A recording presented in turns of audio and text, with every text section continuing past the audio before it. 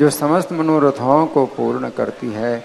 वे मेरी बंद आँखों को खोलते हैं तथा मेरे हृदय में दिव्य ज्ञान भरते हैं।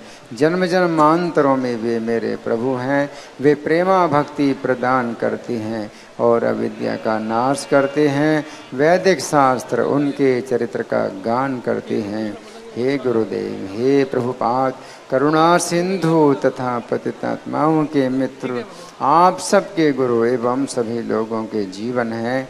हे गुरुदेव, हे प्रभुपाद, मुझ पर दया कीजिए तथा मुझे अपने श्री चरणों की छाया प्रदान कीजिए। आपका यश तीनों लोकों में फैला हुआ है। श्रील प्रभुपाद की जय।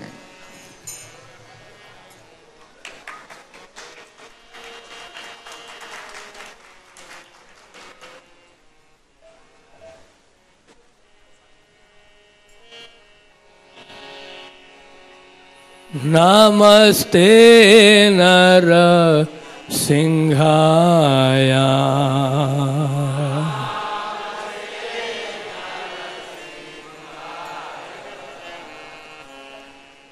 नमस्ते नर सिंहाय।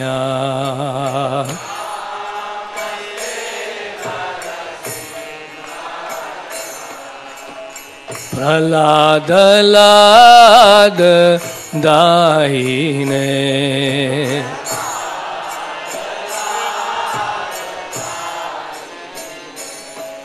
हिरण्याकाशी पूर्वक्षः।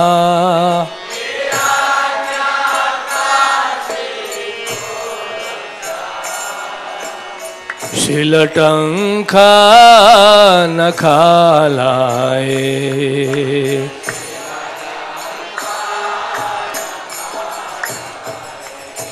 इतो नरसिंहा पर तो नरसिंहा।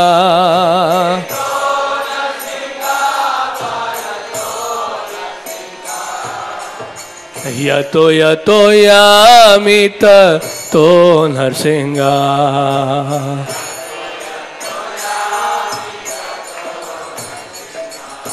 बहे नरसिंहा हृदय नरसिंहा।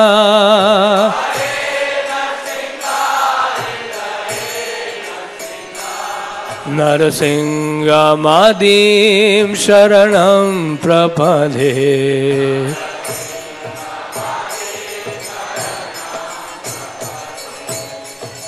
तव कर कमल बरे नखामद्भुत श्रृंगा।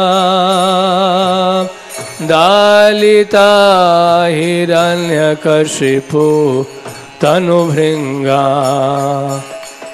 केशवधृता नरहरि रूपा। जय जगदीश हरे। जय जगदीश हरे। जय जगदीश हरे।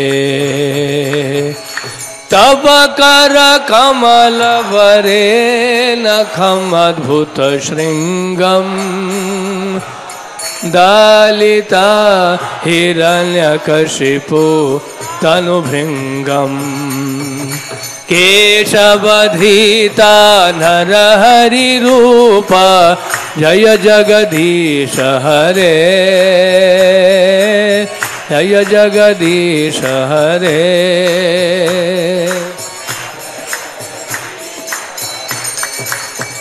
जय नरसिंह दे नरसिंह दे नरसिंह दे। जय नरसिंह दे।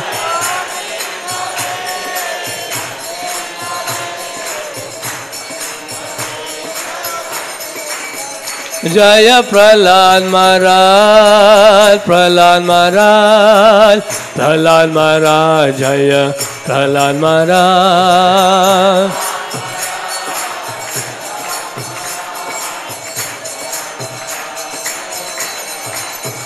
प्रभुपाद प्रभुपाद प्रभुपाद।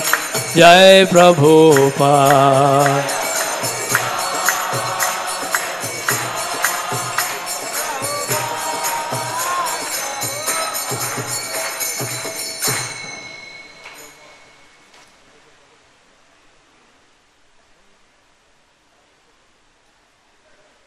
हरे कृष्ण।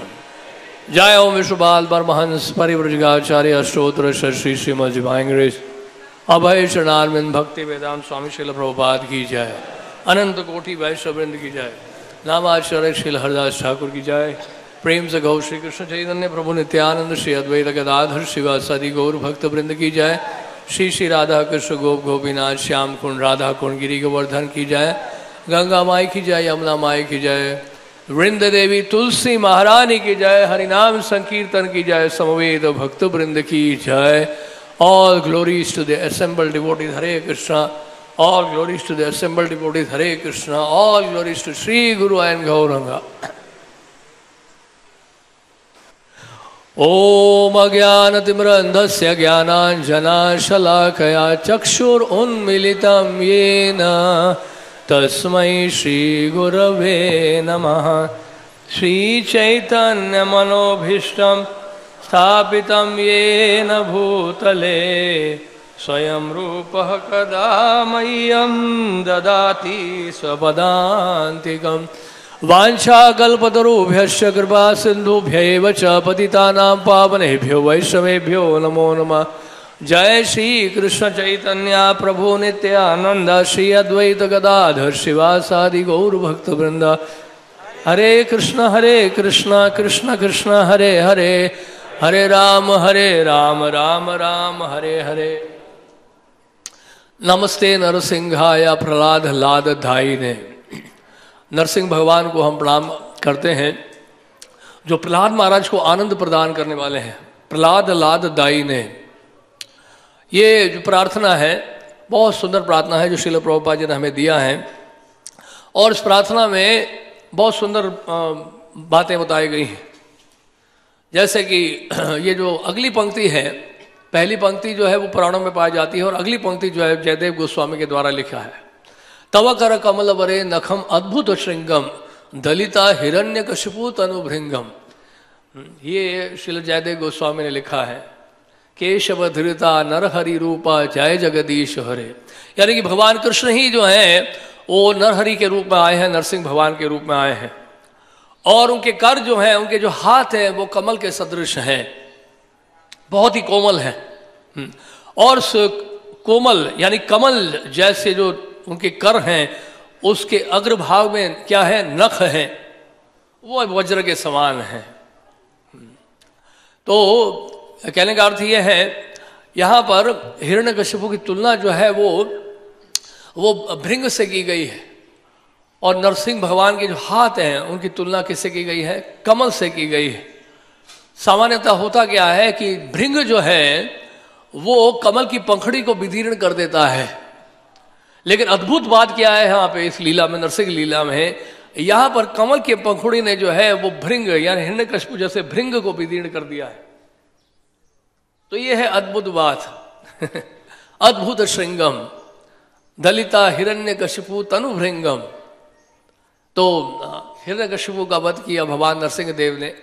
आज के दिन नरसिंह चतुर्दशी का दिन है। ये नरसिंह भगवान का आविर्भाव आज के दिन ही हुआ था।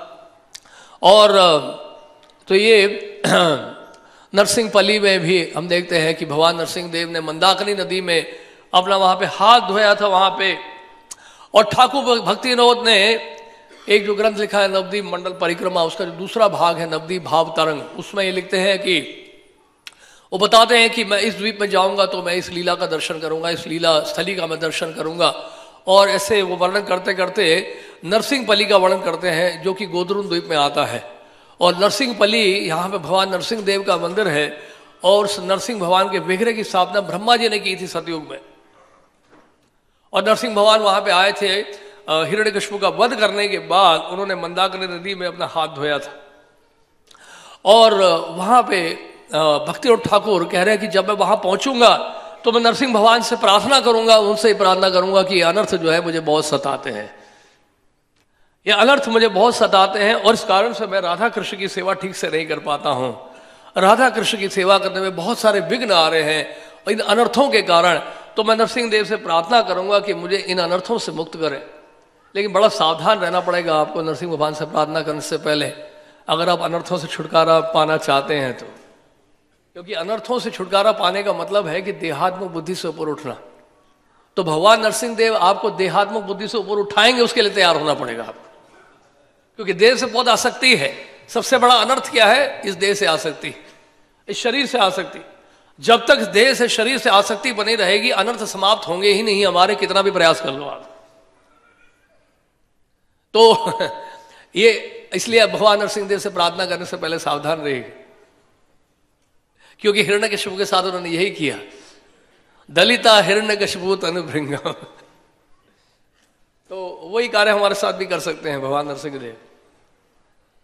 तो कहने का अर्थ यह है, इस प्रकार ठाकुर भक्ति उन्होंने प्रार्थना की है, ताकि अनर्थों की निवृत्ति होने पर क्या होगा, मुझे राधा कृष्ण की प्रेममय सेवा प्राप्त होगी, प्रेममय सेवा मुझे प्राप्त होगी। भगवान की प्रेममय सेवा प्राप्त करने के लिए इन अनर्थों से निवृत्त होना बहुत आवश्यक है। ऐसे ठाकुर भक्ति उन्होंने प्रार्थना की, प्रार्थना कर रहे हैं कि जब मैं नरसिंहपल्ली जाऊंगा तो फिर इस तरह से मैं प्रार्थना करूंगा नरसिंह भगवान से। तो नरसिंह भगवान, देखिए भगवान के बहुत सारे अवतार हैं। रामादि मूर्तिषु कला निमेन तिष्ठन नाना अवतारम भुवनेशु, किंतु भगवान के नाना प्रकार के अवतार हैं। अद्वैतम अच्युतम अनादिम अनंत रूपम आद्यम पुराण पुरुषम नव यौवनम च, नाना प्रकार के अवतार हैं भगवान के। लेकिन सभी अवतारों के स्रोत कौन है? परम भगवान श्री कृष्ण हैं। इस बात को हमें कभी नहीं भूलना है। और ये भगवान कृष्ण ही लीला कर रहे हैं, भगवान कृष्ण ही भगवान नरसिंह देव के रूप में आए हैं हम सबका उद्धार करने के लिए। राधा कृष्ण तक पहुंचना इतना आसान नहीं है। राधा कृष्ण की लीलाओं में प्रवेश करना बहुत कठिन कार्य है, बहुत कठिन कार्य। बहु नाम जन्म नाम अंते, बहुत जन्मों के बाद हो पाता है। लेकिन इसलिए हम क्या करते हैं, हमारे आचार्यों ने ऐसे अवतारों का वर्णन भी किया है जिनकी शरण रहकर हम लोग जल्द ही आध्यात्मिकता में प्रगति कर पाए और क्रमशः धीरे धीरे राधा कृष्ण की सेवा प्राप्त कर सकें। तो नरसिंह भगवान क्या करेंगे, उनसे प्रार्थना जब करेंगे तो फिर वो हमारे विघ्न को, अनर्थों को दूर करेंगे बहुत जल्दी। उद्देश्य ये नहीं है कि हम नरसिंह लोग जाना चाहते हैं या वैकुंठ लोग जाना चाहते हैं। हमारा उद्देश्य क्या है? राधा कृष्ण की सेवा प्राप्त करना, और राधा कृष्ण की सेवा में जो विघ्न आ रहे हैं उसको, विघ्न को दूर करेंगे नरसिंह भगवान। ये हमारा भाव होना चाहिए नरसिंह भगवान की आरती पूजा सेवा करने का। इस भाव से हम नरसिंह भगवान की सेवा करते हैं, इसी भाव से हम नरसिंह भगवान से प्रार्थना करते हैं। नहीं तो अवतार तो बहुत सारे हैं। किसी ने कहा कि आपके पास वामन अवतार का ऑल्टर नहीं है, किसी ने कहा वराह अवतार का ऑल्टर नहीं है आपके पास, केवल 3 ऑल्टर ही क्यों है? हमने कहा जगह नहीं है हमारे पास। सरल सा उत्तर है, कहाँ है जगह है हमारे पास? मंदिर में वैसी जगह कम है। और भगवान गीता में क्या कहते हैं? मन मना भव मद भक्ता मद्याजी माम नमस्कुरु।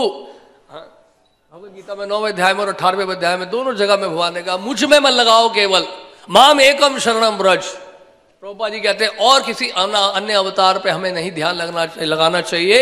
हमें तो परम भगवान श्री कृष्ण के जो श्याम सुंदर रूप है, त्रिभंग रूप में जो है, जो पीताम्बर वस्त्र धारण करते हैं, जो मोर मुकुट धारण करते हैं, उन पे हमारा ध्यान होना चाहिए। That is should be our focus of meditation. तो इस तरह से इस बात को पहले अच्छी तरह से समझना होगा इस लीला का वर्णन करने से पहले। और ये नरसिंह भगवान जो है हमारे संकीर्तन आंदोलन की रक्षा कर रहे हैं, चैतन्य महाप्रभु के संकीर्तन आंदोलन की रक्षा कर रहे हैं। कहां से? श्रीधाम मायापुर से। श्रीधाम मायापुर में उग्र नरसिंह हैं, उग्र नरसिंह जिनकी सेवा पूजा, यहां तक कि देवी देवता गण भी जो है वो घबराते हैं ऐसे रूप की पूजा करने में। और ये अवसर हमारे अंतर्राष्ट्रीय श्री कृष्ण भावना संघ को प्राप्त हुआ है ऐसे उग्र नरसिंह भगवान की सेवा करने का। देवी देवता भी नहीं करते इस प्रकार के रूप की पूजा, बहुत सावधानी बरतनी पड़ती है इसमें। लेकिन जब भगवान नरसिंह देव जब श्रीधाम मायापुर में विराजमान करते हैं, जहां पे श्री चैतन्य महाप्रभु जो कि महावत अन्याय है, उनकी महावत अन्यायता के कारण जो है भगवान नरसिंह देव भी वहां महावत अन्याय हैं। इसलिए वहां पे भगवान नरसिंह देव बहुत दयालु हैं श्रीधाम मायापुर में। तो संकीर्तन आंदोलन की रक्षा कर रहे हैं। और हम देखते हैं चांद काशी की उस लीला में किस तरह से गौर लीला में चांद काशी का उद्धार करते हुए भगवान नरसिंह देव ने चांद काशी को कहा संकीर्तन आंदोलन को रोकने की कोशिश मत करना, नहीं तो जिस तरह से मैंने हिरण्यकश्यप को विदीर्ण किया था तुम्हें भी विदीर्ण कर दूंगा। ये देखो नाखून मेरे तो चांद काशी को उद्धार किया भगवान नरसिंह देव ने, श्री चैतन्य महाप्रभु ने। तो इस प्रकार चैतन्य भगवान नरसिंह देव जो है संकीर्तन आंदोलन की रक्षा कर रहे हैं। और चैतन्य महाप्रभु जब दक्षिण भारत गए, वहां पे जब गए जीआर नरसिंगा जहाँ पे सिंहाचलम है, विशाखापट्टनम से लगभग 5 मील की दूरी पे है, और वहां पे भगवान नरसिंह देव के समक्ष जब आए तो चैतन्य महाप्रभु ने कुछ प्रार्थनाएं की।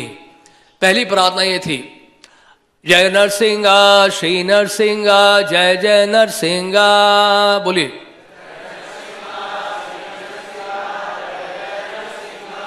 प्रहलादेशे जय पद्मा मुख पद्मा भृंगा,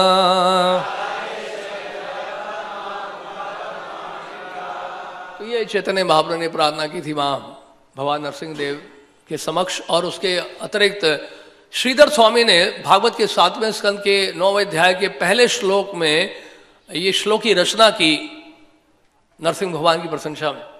श्रीधर स्वामी के इष्ट श्रीधर स्वामी जो भागवत के टीकाकार हैं, श्रीमद् भागवत की टीका प्रारंभ करने से पहले भी उन्होंने भगवान नरसिंह देव के समक्ष जो है प्रार्थना अर्पित की है। तो वो लिखते हैं, श्रीधर स्वामी को चैतन्य महाप्रभु ने उदित किया। चैतन्य महाप्रभु ने श्रीधर स्वामी के द्वारा इस कहे हुए प्रार्थना को बोला वहां पे सिंहाचलम में, उग्रोपी अनुग्र एवायम, उग्रोपी अनुग्र एवायम स्वभक्तानाम निरकेशरी केशरी व स्वपोतानाम अन्य शाम उग्र विक्रमः। बोलते हैं हालांकि भगवान नरसिंह देव जो है बहुत भयावह हैं, बड़े भयानक लगते हैं, किसके लिए? असुरों के लिए, राक्षसों के लिए, लेकिन भक्तों के लिए जो है वो बिल्कुल भी भयावह नहीं है। जिस तरह से उदाहरण देते हैं कि जिस तरह से सिंह जो है वो बड़ा भयानक लगता है, जंगल के जितने भी पशु होते हैं सिंह से बहुत दूर रहते हैं, लेकिन सिंह का जो बच्चा होता है वो भयभीत नहीं होता है सिंह से, अपनी माता से। तो इसी तरह से भगवान नरसिंह देव से भक्त जो है कभी भयभीत नहीं होते हैं, लेकिन हिरण्यकशिपु जैसे राक्षस जो होते हैं वो बहुत भयभीत होते हैं, बहुत डर पैदा होता है उनके हृदय में। तो इस प्रकार ये दो प्रार्थनाएं मूल रूप से, और भी कई सारी प्रार्थनाएं उन्होंने बोली, लेकिन मूल ये दो प्रार्थनाओं का वर्णन किया है कृष्णदास कविराज गोस्वामी ने चैतन्य चरितामृत में। और भगवान नरसिंह देव जब प्रहलाद महाराज को आशीर्वाद दे रहे थे, उनके सर पर उन्होंने अपना हाथ रखा, उनके कर कमल जो है प्रहलाद महाराज के थे, और सर पे जब हाथ रखा तो नाखून सारे के सारे बाहर निकले हुए थे। वो सारे नाखून जो किसके लिए थे? हिरण्यकशिपु जैसे राक्षस और असुरों के लिए थे। इस तरह से भगवान नरसिंह देव जो है हमारी रक्षा करते हैं। और श्रील प्रभुपाद जी ने नरसिंह आरती जो हमें दी है, हर आरती के बाद प्रभुपाद जी ने कहा ये नरसिंह आरती हमें गानी चाहिए। और प्रभुपाद ने कहा कि भगवान नरसिंह देव हमेशा भक्तों की रक्षा करेंगे। लॉस एंजलिस में प्रभुपाद जी ने पहली बार ये नरसिंह आरती गाई थी और सिखाया उन्होंने भक्तों को। सैन फ्रांसिस्को में रथ यात्रा थी, उन दिनों लॉस एंजलिस में रथ यात्रा शुरू नहीं हुई थी, और भक्त आए हुए थे, और भक्त लोग आके फिर वहां से सैन फ्रांसिस्को चले गए थे। और कुछ समय के बाद प्रभुपाद पहुंचे लॉस एंजलिस में, तो कुछ ही भक्त थे मंदिर में, और मंदिर में टेम्पल रूम में किसी ने पीछे से बॉम्ब डाल दिया था, पाइप बॉम्ब डाल दिया था, और विस्फोट हुआ टेम्पल हॉल में, मंदिर में। प्रभुपाद जी ने सुना ये क्या हो गया, किसी ने बॉम्ब डाला है, किसी ने शैतानी की है। उसके बाद प्रभुपाद ने सभी भक्तों को बुलाया और व्यासासन से बैठकर प्रभुपाद ने ये नरसिंह आरती दी जो हम लोग रोज गाते हैं। इस तरह से पहली बार इस कौन में जो है नरसिंह प्रार्थना का शुभारंभ हुआ, जो कि स्वयं श्रील प्रभुपाद जी ने हमें दिया। तो ये कुछ बातें थी, अतिरिक्त बातें थी। अब हम लोग मूल विषय पर आते हैं, जो कि श्रीमद् भागवतम की कथा है। ये श्रीमद् भागवतम की कथा है। ये श्लोक हम लोग श्रीमद् भागवत के 7वें स्कंद से ले रहे हैं, 9वां अध्याय है और 8वां श्लोक है। प्रहलाद महाराज कह रहे हैं,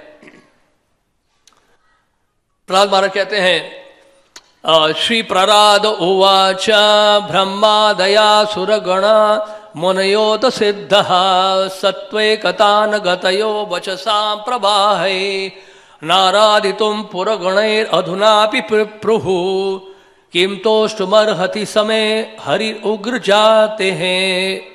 तो बहुत सुंदर बात बताई है यहाँ पे प्रहलाद महाराज ने। प्रहलाद महाराज कहते हैं, प्रहलाद महाराज ने प्रार्थना की, असुर परिवार में जन्म लेने के कारण ये कैसे संभव हो सकता है कि मैं पूर्ण पुरुषोत्तम भगवान को प्रसन्न करने के लिए उपयुक्त प्रार्थना कर सकूं। आज तक ब्रह्मा इत्यादि सारे देवता तथा समस्त मुनिगण उत्तम उत्तम वाणी से भगवान को प्रसन्न नहीं कर पाए। यद्यपि ये सारे व्यक्ति सतोगुणी एवं परम योग्य हैं, तो फिर मेरे विषय में क्या कहा जाए, मैं तो बिल्कुल ही अयोग्य हूं। प्रहलाद महाराज कह रहे हैं।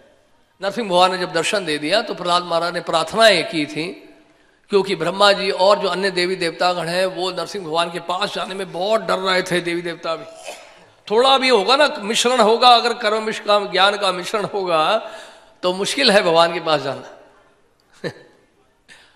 तो कहने का मतलब प्रहलाद महाराज जैसे शुद्ध भक्त जो है उनको बिल्कुल भी भय नहीं। और ब्रह्मा जी ने प्रहलाद महाराज को कहा कि आप आगे जाएं और आप आगे जाके प्रार्थना करें, शांत करें आप भगवान नरसिंह देव को। तो प्रहलाद महाराज ने कई प्रार्थनाएं बोली थी, उसमें से ये प्रार्थना है। तो तात्पर्य में प्रभुपाद लिखते हैं, एक पूर्ण योग्य वैष्णव भगवान की प्रार्थना करते समय अपने को अत्यंत तुच्छ समझता है। उदाहरणार्थ चैतन्य चरितामृत के लेखक कृष्णदास कविराज गोस्वामी कहते हैं, जगाई मदाई होए थे मुई से पापिष्ट, पूरी शेरे कीट होए थे मुई से लगिष्ट। इस तरह वे अपने को विष्टा के कीड़े से भी तुच्छ तथा जगाई एवं मदाई से भी अधिक पापी मानता है। शुद्ध वैष्णव अपने विषय में ऐसा ही सोचता है। इसी तरह यद्यपि प्रहलाद महाराज अत्यंत शुद्ध उच्च वैष्णव थे, किंतु वे अपने को परमेश्वर की प्रार्थना के लिए अत्यंत अयोग्य समझ रहे थे। महाजनों ये न गतः सपंतः, प्रत्येक शुद्ध वैष्णव को इसी तरह सोचना चाहिए। उसे अपनी वैष्णव योग्यताओं का वृथा गर्व नहीं होना चाहिए।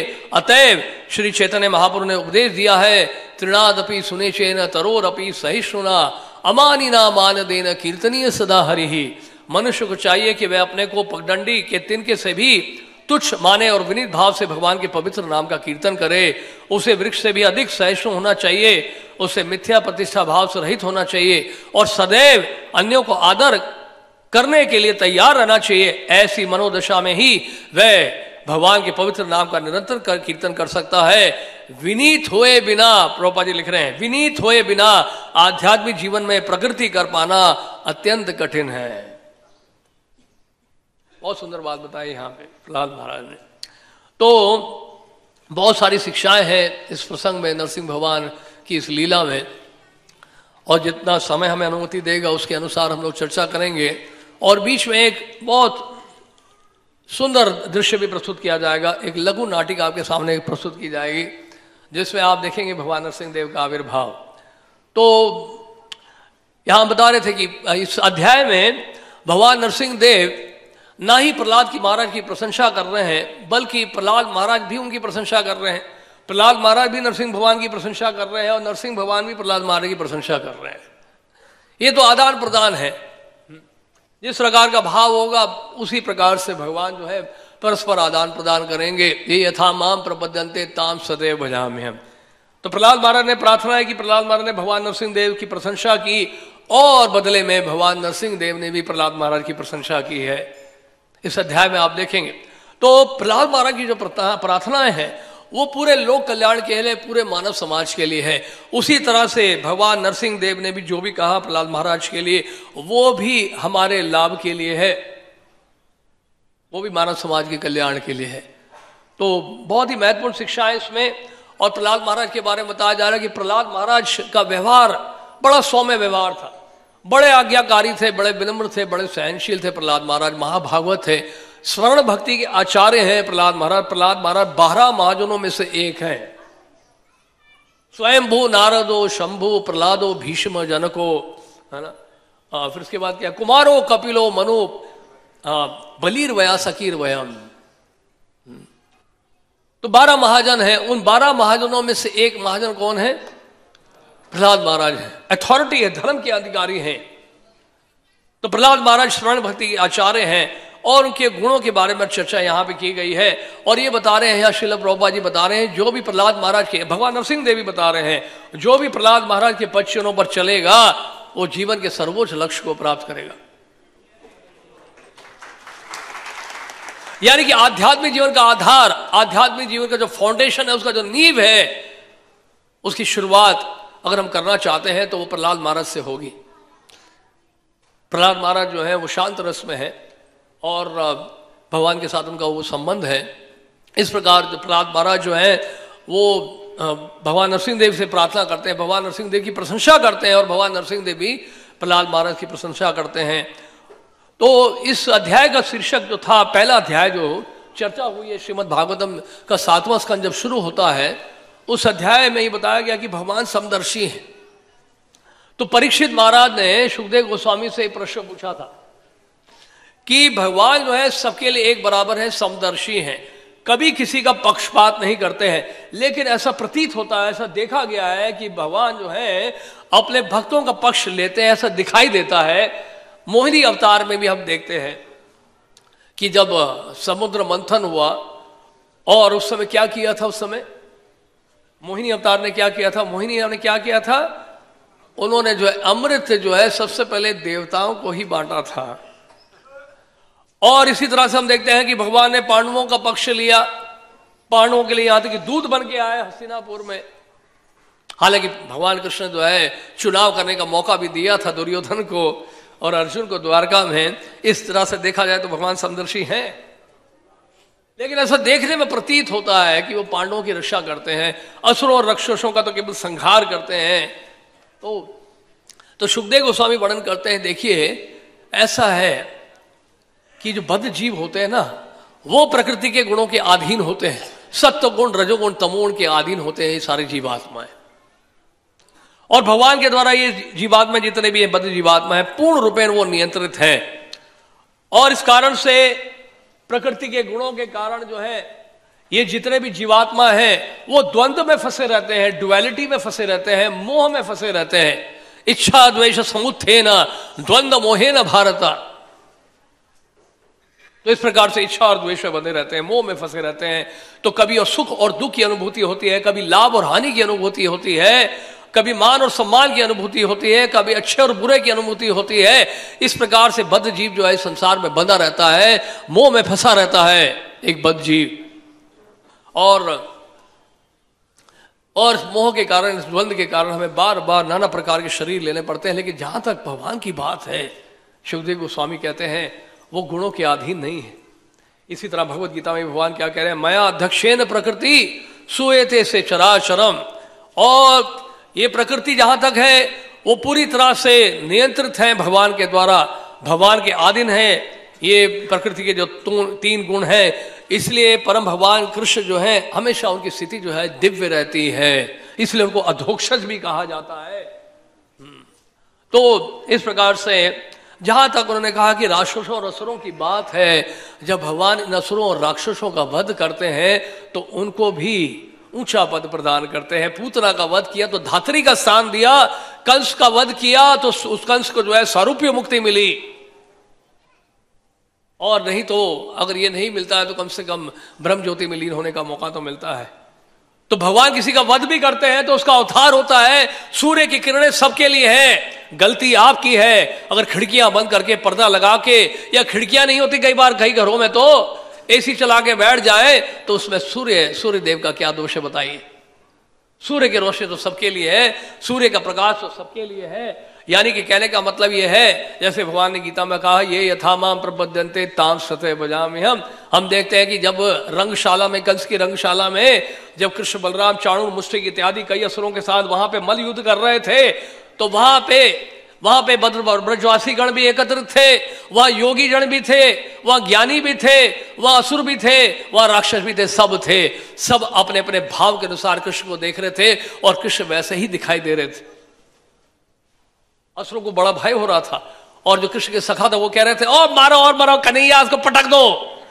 और माता यशोदानंद महाराज जो है वात्सल्य प्रेम के कारण जो है वो पिघल रहे थे, आंसू बहा रहे थे, क्या होगा हमारे कन्हैया का, ये अकेले कैसे लड़ पाएगा, इतना कमजोर है ये तो नहीं। तो अपने अपने भाव से कृष्ण को देख रहे थे। और जो असुर और राक्षस जब कृष्ण को देख रहे तो बड़े भयभीत हो रहे थे, वो देख के डर लग रहा था उनको, साक्षात काल नजर आ रहा था उनको।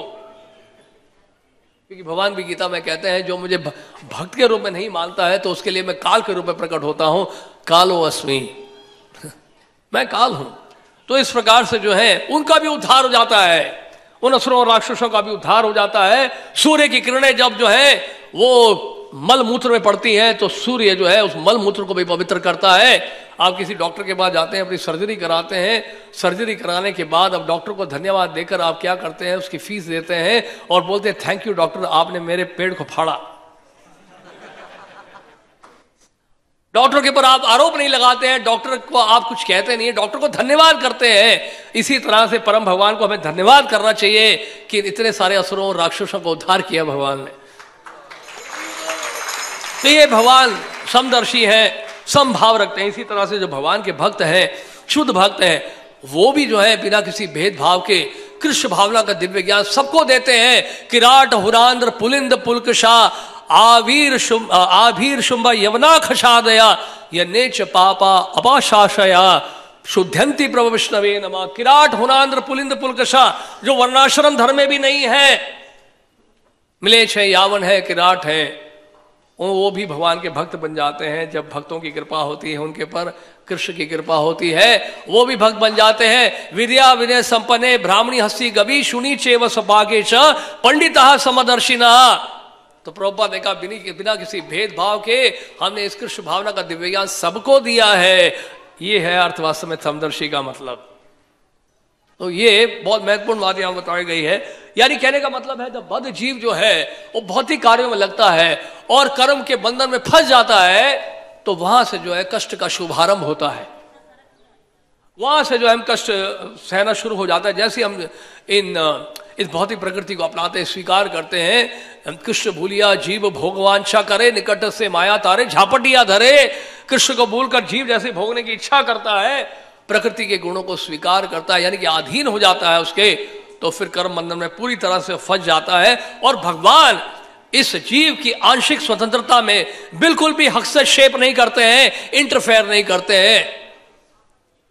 एक फ्री विल दिया हुआ है उस बद्ध जीव को, और वो जीव जो है इस फ्री विल का जो है जब दुरुपयोग करता है और प्रकृति के गुणों को स्वीकार करता है, तो कर्म बंधन में फंस जाता है।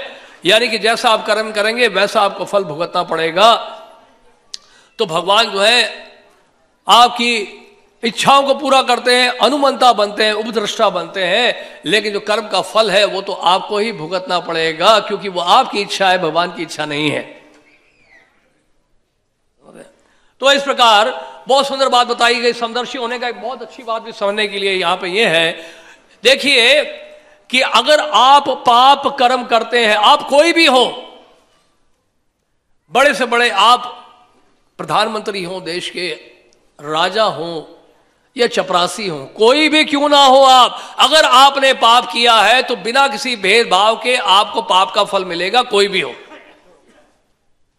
कोई भी हो। यमराज जी नहीं देखेंगे अरे ये तो देश के प्रधानमंत्री को मैं छोड़ देता हूं, ये देश के राजा है मैं इनको छोड़ देता हूं। नहीं, राजा है या रंक है, सबका एक ही प्रकार का हिसाब होता है। पाप किया है तो पाप का फल भुगतना पड़ेगा, और अगर पुण्य किया है, कोई भी हो, एक गरीब से गरीब व्यक्ति भी अगर पुण्य कर्म करता है तो उसको भी अच्छा फल मिलेगा, और राजा अगर पुण्य कर्म करता है तो उसको भी अच्छा फल मिलेगा। तो ये समदर्शी होने का भाव ये है। और सबसे महत्वपूर्ण, इससे भी महत्वपूर्ण बात क्या है, इससे भी महत्वपूर्ण बात है सर्वधर्मान परित्यज्य माम एकम शरणम व्रज आम त्वाम सर्व पापेभ्यो मोक्षयिष्यामि मा शुचा। अगर आप शरणागत होते हैं, आप कोई भी हो, किराट हो, हुनांद्र हो, पुलिंद हो, शुंभ हो, यावन हो, कोई भी हो, नीच से नीच जाति के क्यों ना हो, किसी भी देश के हो, किसी भी वर्ग के हो, पुरुष हो, स्त्री हो, बच्चे हो, बूढ़े हो, अगर आप शरणागत हो जाते हैं तो आप भी भगवान के शुद्ध भक्त बन सकते हैं।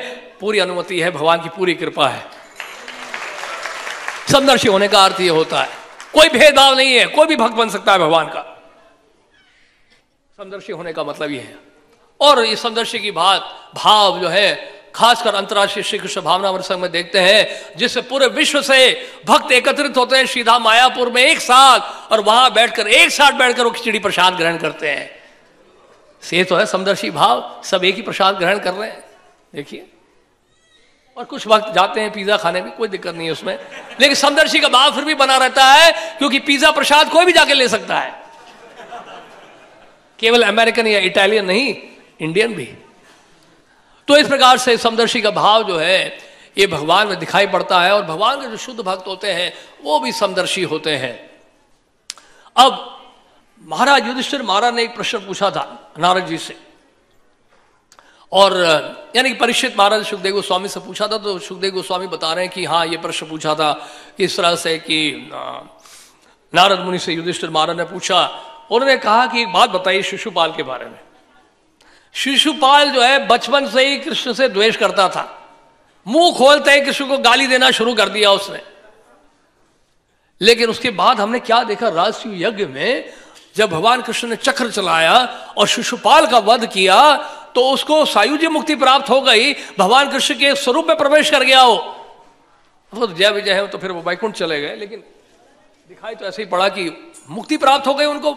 शिशुपाल का वध किया सबके सामने, इतना अपराध करने के बाद भी। इस शिशुपाल कौन था? शिशुपाल दमघोष जो कि चेदी के राजा थे, उनकी संतान हुई थी। और जब जन्म हुआ था तो इसकी आवाज जो है गधे की तरह थी, गधे की तरह आवाज थी। लेकिन शिशुपाल की आवाज गधे की तरह थी। आंखें, 3 आंखें थी और 4 हाथ। उनके माता पिता घबरा कर, ये कैसा बच्चा है भाई? तो वो तो चाहते थे भाई बच्चे को जल्दी से जल्द निकाले हो। आकाशवाणी हुई, बोलते हैं बच्चे को अभी फेंकने की या मारने की आवश्यकता नहीं है। समय आने पर जो है एक व्यक्ति आएगा और व्यक्ति जब अपने हाथ में उठाएगा उसको, जब उसके 2 हाथ गायब हो जाएंगे और तीसरी आंख भी गायब हो जाएगी, समझ लीजिएगा जिस व्यक्ति के हाथ में ये शिशुपाल होगा, ये बच्चा होगा, उसी व्यक्ति के हाथ से मारा जाएगा। तो बहुत चिंता में पड़ गई उसकी मां, तो बहुत चिंता पड़ गई, उसके पिता भी बहुत चिंता पड़ गए। और जब भगवान कृष्ण आए और शिशुपाल को अपने हाथ में उठाया, हाथ में उठाते ही 2 हाथ गायब हो गए और तीसरी आंख भी गायब हो गई। तो माता बहुत चिंता करने लगी, उनकी बोलने लगी आप कृपा करके इनको माफ कर दीजिए, क्षमा कर दीजिए। महाभारत में आता है। तो उनकी मां बहुत चिंता करने लगी और बोलते हैं कि माफ कर दीजिए इनको, माफ कर दीजिए, इनकी अपराध क्षमा कर दीजिए। तो भगवान कहते हैं कि मैं इसको अभी नहीं मारूंगा, मैं सहन करूंगा जब तक ये 100 अपराध नहीं कर लेता। इसके 100 अपराध मैं सहन करूंगा, 100 अपराध मैं सहन करूंगा। और इसको अगर मैं मारूंगा भी तब भी मैं इसको क्षमा कर दूंगा। जहां तक क्षमा करने की बात है, अगर मैं इसको मारूंगा तब भी मैं इसको क्षमा ही कर दूंगा। इसके 100 अपराध मैं सहन करूंगा। तो इस तरह से भगवान कृष्ण ने जब उठाया तो फिर इस प्रकार जो उन्होंने संकेत दे दिया कि वही है जो उनका वध करेंगे। और शिशुपाल का उद्धार किया भगवान कृष्ण ने। तो शिशुपाल में एक योग्यता क्या थी? कंस की तरह निरंतर 24 घंटे कृष्ण का स्मरण कर रहा था द्वेष के कारण। ऑफ कोर्स ये भक्ति नहीं है, लेकिन द्वेष के कारण भी, नारद जी कहते हैं द्वेष के कारण भी अगर कोई भगवान का स्मरण करता है तो उसका भी उद्धार भगवान कर देते हैं। उन भक्तों के बारे में क्या कहना जो हृदय से, श्रद्धा से, प्रेम से भगवान की सेवा करते हैं। तो यहां तो शिशुपाल मन ही मन में द्वेष करता था, 24 घंटे भगवान का चिंतन कर रहा था और गालियां देता रहता था, भगवान को गाली देता था। अब भागवत में पढ़ेंगे तो बहुत अच्छा वर्णन है, और महाभारत में भी। तो इस प्रकार जो है भगवान तो पवित्र करने वाले हैं, भगवान तो पवित्र करने वाले हैं। ओम अपवित्रो वा, ओम अपवित्र पवित्रो वा, सर्वस्थानम गतो भी वा, यह स्मरेत पुंडरीकाक्ष सभाया भयंतर शुचि। तो भगवान का जो नाम है पवित्र है, वो हमेशा हर परिस्थिति में आपको शुद्ध करने वाला है। तो इस प्रकार कहने का मतलब यह है कि नारद जी युधिष्ठिर महाराज को कहते हैं कि मैं तो इतना मग्न हो गया था, यानी कि नारद जी कहते हैं कि जिस तरह से शिशुपाल जो है पूरी तरह से मग्न थे, भगवान का स्मरण कर रहे थे, काश मैं भी उस तरह से भगवान का स्मरण कर पाऊं। नारद जी की विनम्रता देखी। नारद जी ये नहीं देख रहे कि उनमें मन में द्वेष था, उन्होंने क्या देखा, उनका जो बेसिकली जो पॉजिटिव क्वालिटी थी उनकी वो देखी, उन्होंने सकारात्मक जो उनके गुण थे वो देखे, और उन्होंने कहा कि काश मैं भी शिशुपाल की तरह 24 घंटे भगवान का स्मरण कर पाऊं। इस तरह से नारद जी कहते हैं। और उसके बाद फिर नारद जी ने जो है प्रहलाद महाराज की कथा सुनाई। अब जो है कथा प्रारंभ होती है। तो यहां से नारद जी जो है प्रहलाद महाराज के बारे में कथा सुनाना शुरू करते हैं। प्रहलाद महाराज के बारे में बता रहे हैं, नारद जी बता रहे हैं कि प्रहलाद महाराज का अद्भुत चरित्र है। प्रहलाद महाराज स्वर्ण भक्ति के आचार्य हैं, और बचपन से ही, जन्म लेने से पहले ही और जन्म लेने के बाद शुरू में ही भगवान का स्मरण उन्होंने शुरू कर दिया, प्रारंभ कर दिया। निरंतर भगवान को स्मरण करते थे प्रहलाद महाराज। तो इस प्रकार क्या हुआ कि बहुत जब विरह महसूस होता था उनको भगवान से, तो आंखों से आंसू बहाते थे, क्योंकि असुरों के साथ रहना पड़ता था। चारों तरफ असुर ही असुर थे, कोई भक्त तो था नहीं उनकी फैमिली में, उनके परिवार में। अगर आप एक परिवार में रह रहे हैं और आप ही केवल भक्त हैं और बाकी जितने भी हैं वो सब आसुरी प्रवृत्ति के हैं घर वाले, तो क्या हालत होगी आपकी देखिए। छुप छुप के कहीं ना कहीं जाके जब करेंगे आप, मंदिर जाना भी बड़ा मुश्किल हो जाएगा आपके लिए, नहीं? तो इस देखिए प्रहलाद महाराज के और पिता जो है असुर वर्य यानी कि असुरों में श्रेष्ठ हैं, शक्तिशाली हैं बहुत, चारों तरफ असुरी असुर राक्षस, उनके बीच में भगवान का स्मरण करना जो है इतना आसान नहीं था। तो प्रहलाद महाराज क्योंकि महाभागवत ऐसे कर पा रहे थे तो भगवान से विरह होता था उनको, विरह के कारण उनकी आंखों से आंसू निकल जाते थे, कंठ गदगद हो जाता था, भावावेश में आ जाते थे और भगवान की अनुपस्थिति, भगवान की उपस्थिति की अनुभूति होती थी तो बहुत प्रसन्न होते थे और आनंदित हो जाते थे और नृत्य करते थे और कीर्तन करते थे प्रहलाद महाराज। लेकिन प्रहलाद महाराज का जो भाव, जो व्यवहार था, बड़ा सौम्य व्यवहार था, सद आचरण था उनका, सहनशील थे प्रहलाद महाराज, विनम्र थे, कभी उन्होंने अपने पिता की अवज्ञा नहीं की। एक भक्त को अपने घर में रहकर अपने माता पिता से, अपने रिश्तेदारों से किस तरह का व्यवहार करना चाहिए वो हमें प्रहलाद महाराज से सीखना चाहिए। नहीं, ये है मैच्योरिटी डिवोशनल सर्विस में, परिपक्वता ये है। तो प्रहलाद महाराज ने किस प्रकार व्यवहार किया, आज्ञाकारी थे, आत्मसंयमी थे, सहनशील थे, विनम्र थे, सौम्य भाव था, सौम्य स्वभाव था उनका प्रहलाद महाराज का। और लेकिन उनके पिता ने जो है बहुत ही भयानक तरीके से उनका जो है शोषण किया, उनको प्रताड़ित किया, बहुत ज्यादा कष्ट में पहुंचाया। सुखदेव गोस्वामी इस प्रकार जब वर्णन कर रहे हैं तो परीक्षित महाराज जो है चकित हो गई, कैसे संभव है, नहीं यह कैसे संभव है। यहां तक कि प्रहलाद महाराज को मारने की भी कोशिश की हिरण्यकशिपु ने, बोलते ये कैसे संभव है, अगर जो है बच्चा, एक बच्चा जो है माता पिता के लिए बड़ा प्रिय होता है, अगर वो गलती करता है तो स्नेहवश जो है उस बच्चे को डांट देंगे, अधिक से अधिक समझा देंगे उसको ठीक से। लेकिन ये क्या है कि ऐसे माता पिता अपने बच्चे की हत्या भी कर सकते हैं, ऐसा भी क्या संभव है, परीक्षित महाराज पूछ रहे हैं। और तो और प्रहलाद महाराज तो यहाँ पे आज्ञाकारी है, हमेशा अपने पिता का सम्मान करते थे, माता पिता का सम्मान करते थे, मर्यादा में रहते थे, उसके बावजूद भी हिरण्यकशिपु ने जो है उनको मारना चाहा प्रहलाद महाराज को, ये कैसे संभव हो पा रहा है, ये बात मुझे समझ में नहीं आई। परीक्षित महाराज कह रहे हैं। तो परीक्षित महाराज देखिए कितने जिज्ञासु, ऐसा नहीं कि उन्होंने कहा ठीक है क्लास में बैठना है, सुनना है, सुन लेते हैं, क्या फर्क पड़ता है, और बीच में थोड़ा सोना है सो भी जाएंगे, जिज्ञासा करने की क्या आवश्यकता है, शंका है तो शंका बनी रहे। नहीं, खिचड़ी प्रसाद तो उपलब्धि है। तो परीक्षित महाराज ऐसे नहीं थे, वो एक भी संशय नहीं रहना चाहते थे। जिज्ञासा कितनी थी उनके अंदर, देखिए परीक्षित महाराज, इसको कहते हैं लोलुपता, इसको कहते हैं उत्कंठा, लोभ साधु संगे हरि कथा, ये है लोभ। परीक्षित महाराज का लोभ देखिए, उनका लौल्यम देखिए, उनकी लालसा देखिए, जानने की कितनी जिज्ञासा, इच्छुकता है, कितने जिज्ञासु हैं। परीक्षित महाराज जानना चाहते हैं कि क्या हुआ, ऐसा क्यों ऐसा किया हिरण्यकशिपु ने, अपने बच्चे को प्रहलाद महाराज को मारने की कोशिश की, ये क्यों किया हिरण्यकशिपु ने। तो सुखदेव गोस्वामी अब कथा का वर्णन कर रहे हैं, ऐसा क्यों किया। ये तो बेसिकली उन्होंने सारांश प्रस्तुत किया था, लेकिन अब कथा जो है उन्होंने शुभारंभ किया है, अब कथा बताना शुरू किया। हिरण्यकशिपु जो है वो बहुत शौक कर रहे थे, क्योंकि भगवान वराहदेव ने हिरण्याक्ष का वध कर दिया था, खून खोल रहा था हिरण्यकशिपु का, ये विष्णु जो है मेरे भाई का हत्यारा है। लेकिन उसने क्या देखा, हिरण्याक्ष की जो पत्नियां हैं वो सब रो रही थी, बहुत दुखी थी, आंसू बहा रही थी, शोक मना रही थी कि हमारे पतिदेव की मृत्यु हो गई। और उनकी माता दीति भी बहुत दुखी थी। दीति से बताना चाह रहे, दीति के घर में जब हिरण्यकशिपु और हिरण्याक्ष थे, घर में केवल प्रवेश किया था उन्होंने, जानते क्या हुआ था, पूरे ब्रह्मांड में अंधकार छा गया था।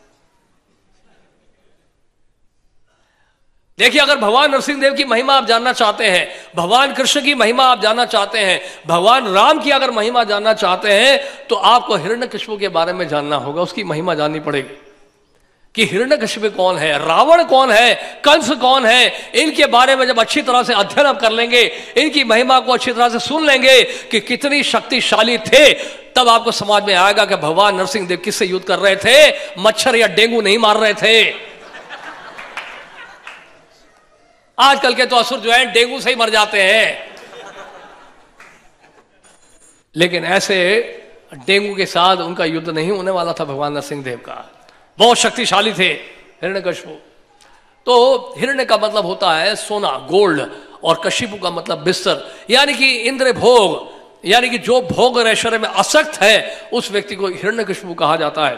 तो हिरण्यकशिपु जो है अपने भाई के बारे में सोच के बहुत शोक मना रहे थे और हिरण्याक्ष की पत्नियों को उपदेश देने लगे। और ये उपदेश आप पढ़ेंगे तो ऐसा लगेगा कि भगवत गीता का अध्ययन कर रहे हैं। और वहां भी हम देखते हैं जब कंस लेके जा रहे थे अपनी बहन देवकी को ससुराल लेके जा रहे थे, तो वहां पे भी कंस को उपदेश दिया था। किसने दिया था? वसुदेव जी ने भी कंस को दिया था। वहां तो वसुदेव जी ने कंस को दिया था। कहने का अर्थ यह है कि ऐसे ऐसे जो असुर गण भी हैं, जो कि इतने भयावह होते हैं, इतने राक्षसी प्रवृत्ति के होते हैं, लेकिन समय समय पर हमने देखा है कि ये लोग भी धर्म उपदेश करने लगते हैं, आध्यात्मिकता की बातें करते हैं। इनका रंग जो है बिल्कुल गिरगिट की तरह बदलता रहता है। कभी तो बहुत स्नेह करेंगे, बड़ा प्रेम करेंगे, और जान खतरे में आ जाती है, वहां बदल जाएंगे तुरंत। तो हिरण्यकशिपु ने यहां पर जो है बड़ा अध्यात्म का उपदेश दिया। और हिरण्यकशिपु जो बता रहे हैं, क्या बता रहे हैं कि ये देह नश्वर है। देह तो एक तरह से देखा जाए तो वास्तव में वो तो देह का तो केवल परिवर्तन होता है, और देह तो वास्तव में हमेशा मृतक ही है। ये तो शरीर का केवल परिवर्तन हम लोग करते हैं। आत्मा शाश्वत है, अजर है, अमर है, न हन्यते हन्य माने शरीर है। ये सब बताया हिरण्यकशिपु ने। काफी अच्छा प्रचार किया उनको, और काफी हद तक वो लोग कन्विंस भी हो गए थे। और उसके बाद हिरण्यकशिपु ने कथा बताई थी। एक राजा थे जिनका नाम था सुयोग्य, युद्ध भूमि में मारे गए थे, और उनकी पत्नियां इकट्ठी हुई, बहुत परेशान थी, रो रही थी। वो सब वहां पे बैठकर रो रही थी अपने पतिदेव के सामने, और पतिदेव के शरीर को छोड़ना नहीं चाहती थी, वहां से जाना ही नहीं चाहती थी, और उस मृतक शरीर के पास ही बैठी हुई थी। तो यमराज ने कहा ये क्या बात है, ये अभी तो गए क्यों नहीं, संस्कार क्यों नहीं हो रहा इनका सुयोग्य का। तो यमराज एक बालक के रूप में आए और यमराज ने कथा सुनाई। एक कथा सुनाई ने एक पक्षी के बारे में, कुरारी नाम का एक पक्षी था, कुरारी पक्षी के बारे में कथा सुनाई।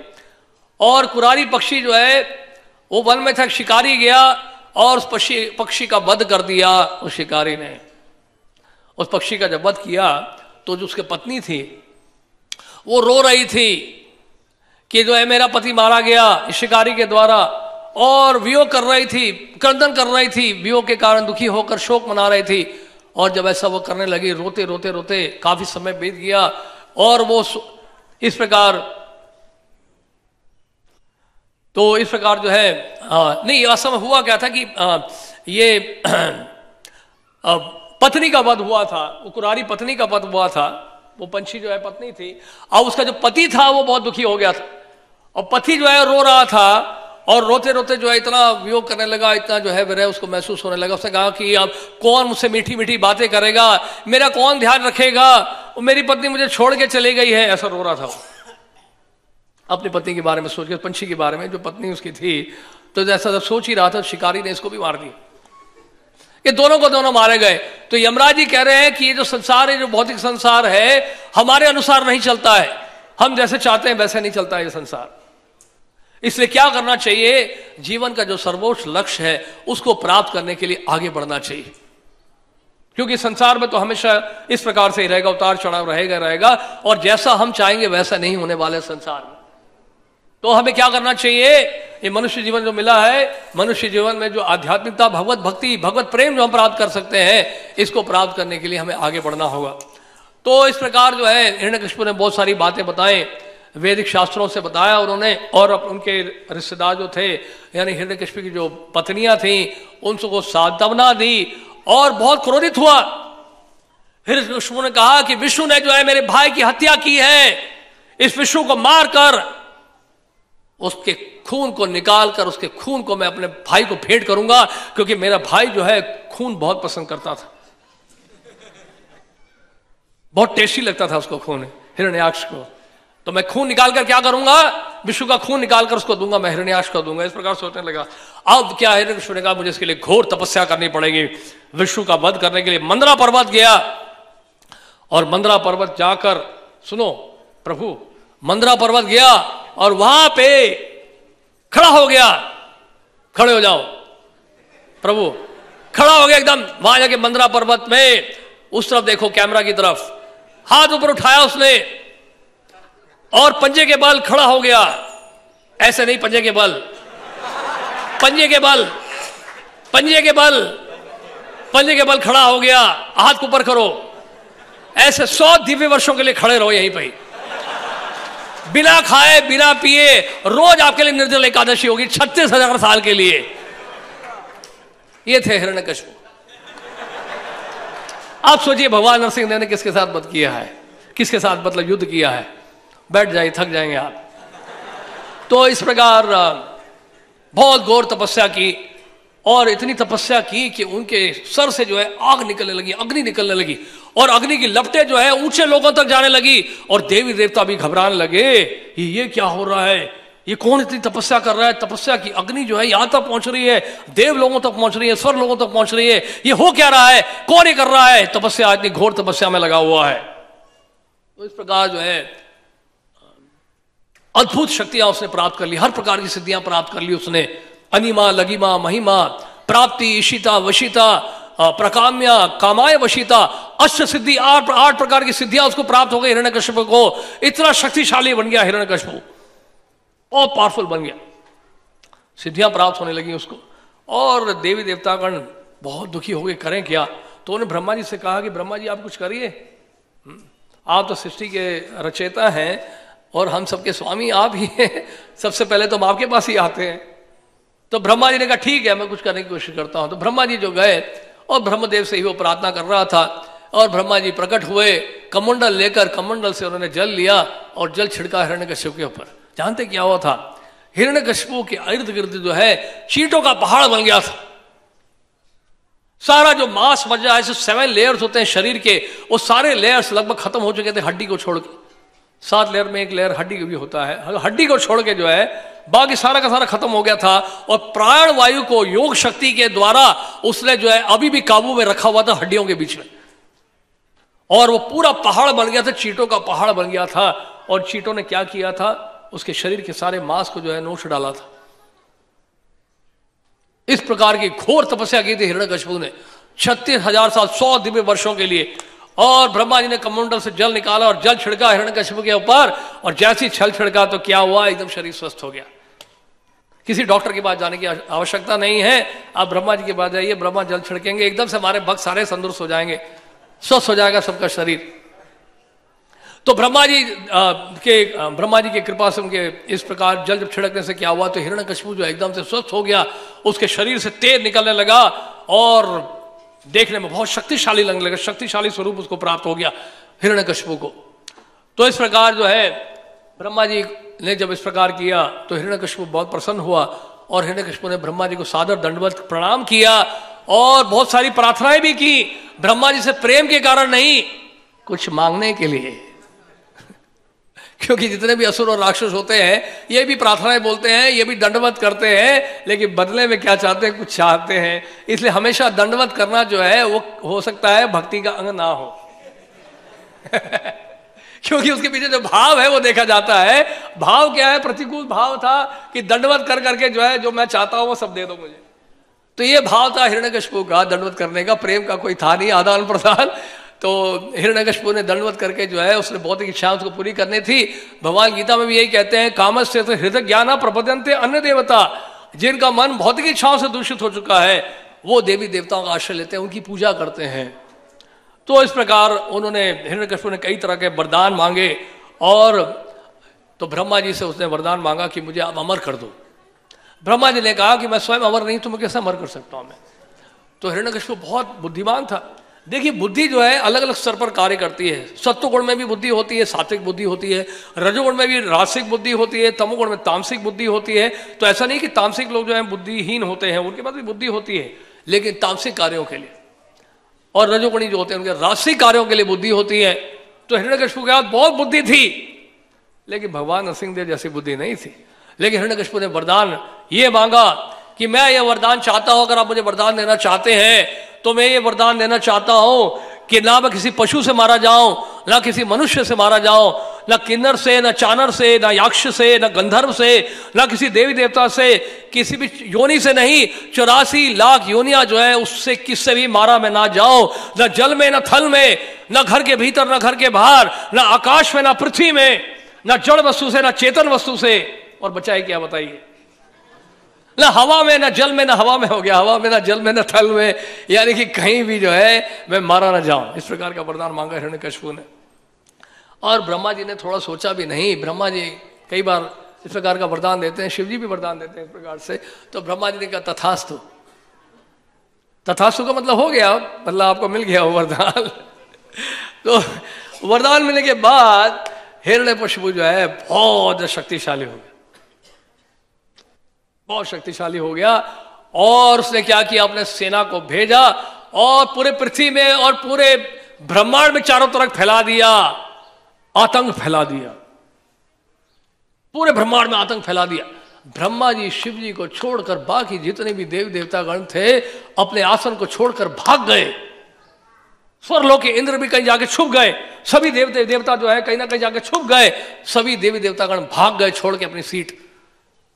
और हिरण्यकशिपु ने क्या किया, जहां पे ब्राह्मण रहते थे ब्राह्मणों को तंग करना शुरू कर दिया। ब्राह्मण यज्ञ करते थे तो उनके असुर राक्षस जाके वहां मलमूत्र त्यागते थे, यज्ञ को खराब करते थे। ब्राह्मण की हत्या करना, गो हत्या करना, जहां जहां गो माता रहती थी उस स्थान को दूषित कर देना, उसको खत्म कर देना, ये सब हिरण्यकशिपु का कार्य था। तो इस प्रकार हिरण्यकशिपु ने बहुत आतंक मचाया। आजकल के आतंकवादी तो कुछ भी नहीं है हिरण्यकशिपु के सामने, ये असली आतंकवादी थे। नहीं, ऐसे आतंकवादी अगर एक भी आ जाए तो बहुत है। ये तो पूरे ब्रह्मांड के लिए बहुत है एक आतंकवादी, हिरण्यकशिपु। सो पावरफुल, इतने शक्तिशाली हिरण्यकशिपु, पूरे ब्रह्मांड को हिला कर रख दिया, ब्रह्मांड कांपने लग गया। और उसके बाद अब तो यही था कि देवी देवताओं को लेकर ब्रह्मा जी अब किसके पास गए, क्षीर सागर के पास गए भगवान से प्रार्थना करने के लिए कि हे भगवान आप कुछ करिए, ये तो बहुत बुरा हाल हो रहा है हमारा। तो यहाँ से हिरण्यकशिपु के कारण ऐसा लगता है कि यही भगवान है, यही नियंता है, यही सब कुछ है। तो भगवान कहते हैं कि चिंता मत करिए आप सब, जब ये मेरे भक्त को तंग करेगा, जब ये मेरा भक्त का शोषण करेगा, जब ये मेरे भक्त को प्रताड़ित करेगा, उस समय मैं आकर इसका वध करूंगा, ऐसा भगवान ने कहा। तो इस प्रकार जो है देवताओं को लगा चलो ठीक है, आश्वासन मिला उनको कि अब चलो आगे कुछ होगा जो अच्छा ही होगा। तो इस प्रकार हिरण्यकशिपु ने प्रहलाद महाराज को पाठशाला भेजा था, गुरुकुल।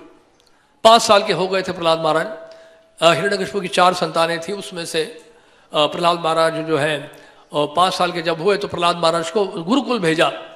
गुरुकुल जो चलाने वाले थे शुक्राचार्य के, शुक्राचार्य का ही गुरुकुल था। और 2 उनके जो पुत्र थे षंड और अमर्क, षंड और अमर्क उनका नाम है।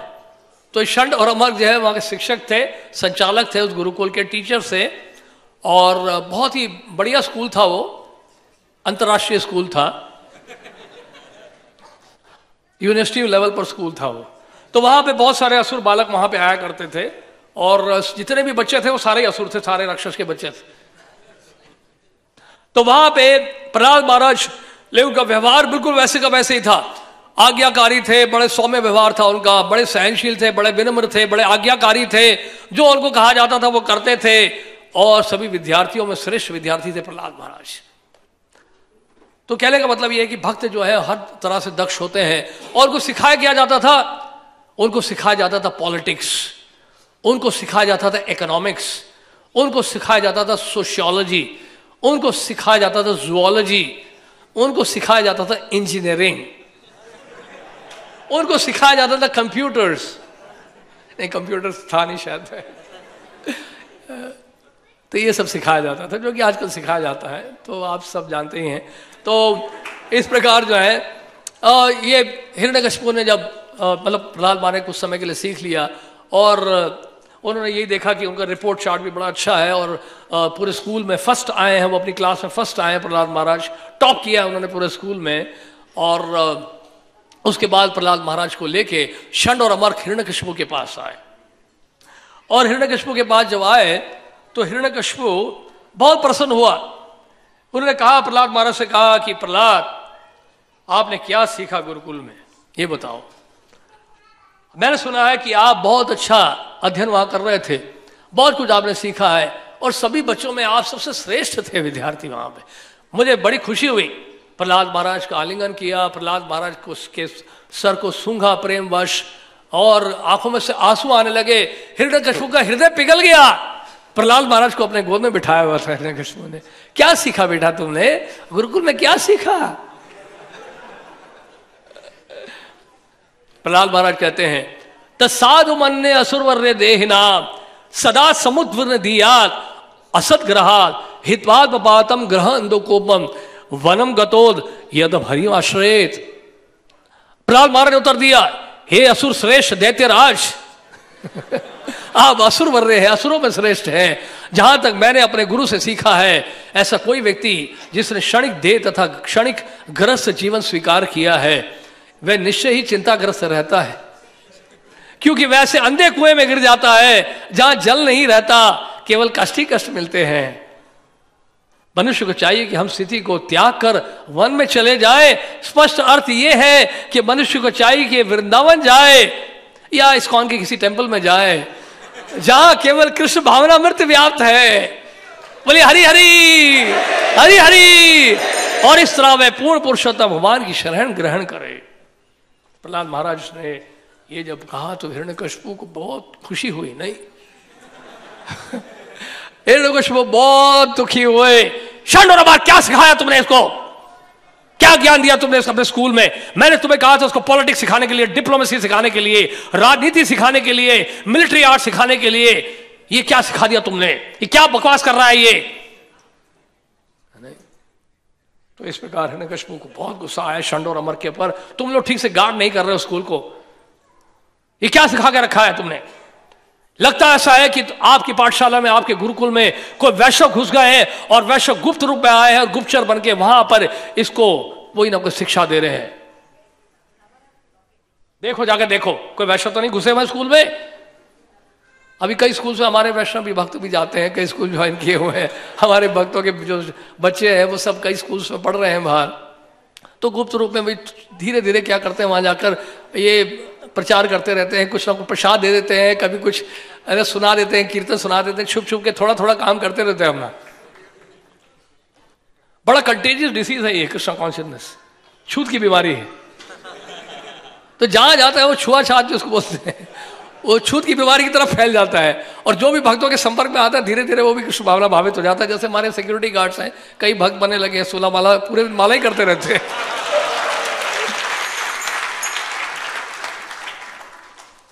तो ये कृष्ण भावना का ही प्रभाव है, बड़ा कंटेजियस है ये। तो जो भी संपर्क में आएगा जाने अनजाने में वो भी जो है पीड़ित हो जाएगा, मतलब पीड़ित नहीं, वो भी जो है लाभान्वित हो जाएगा वो भी लाभान्वित हो जाएगा इस कृष्ण भावना से। तो इस प्रकार जो है हिरण्यकशिपु बड़ा चकित हुआ कि हिरण्यकशिपु ने सोचा यार ये क्या सिखा के रखा है षंडोरा भक्त ने, ले जाओ उसको, ठीक से पढ़ाओ, ठीक से अध्ययन कराओ, उसको वापस लेके जाओ स्कूल।